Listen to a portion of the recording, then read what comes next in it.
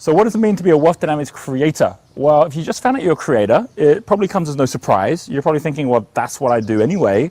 But the key thing to being a creator and knowing it is that you are now focused at what you say no to as opposed to what you say yes to. Because we always, as creators, come up with new stuff all the time. And I know I'm a creator. And the biggest issue is the fact that we are not only coming up with way too much stuff that we're trying to execute, but that we're actually expecting other people to keep up, which is not necessarily what people either can do or want to do. So what happens when we find out we're a creator? The first thing is to know that it's what you say no to, which is more important than what you say yes to. To know that there's got to be a pace to the things that you actually start to execute. And most importantly, it's not your creations you need to have ownership on. It's actually the space in which you create.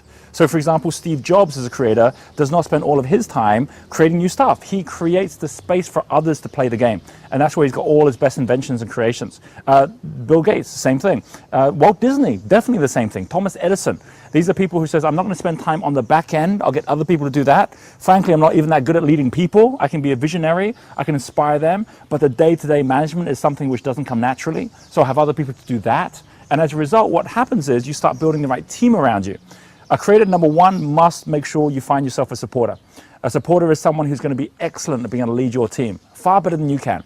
And then number two, find someone who's an accumulator that actually takes care of the bottom corner where you have to make sure everything's anchored down. So they'll look after the detail, they'll look after the back end. That's in the most simplistic form, but of course, as you start creating new enterprises, the most important thing is to know what it is you stand for.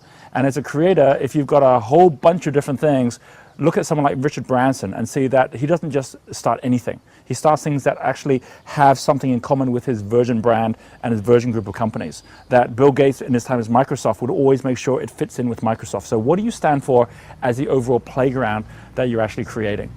It's the most amazing, magical journey once you actually start to get into your flow. And once you actually start to let go of the other parts, not by abdicating, but by delegating. And most importantly, by letting other people have parts of your pie. I mean, don't worry about how you have to own all the pie, because at the end of the day, if you own the bakery, then you can have as many pies as you want and just keep on creating new pies. That's what Richard Branson's done. That's what someone like Thomas Edison's done. So that's what someone like Steve Jobs has done, and that's what you'll be doing as well. I have been speaking at the level of the enterprise prism when I've been sharing this. And if you find yourself in a place where you're so far stretched with your time and money because your creations have already taken you there, then take a couple of steps back in the wealth spectrum first and start to take advice from the right level that will actually work for a creator. And truly enjoy the journey.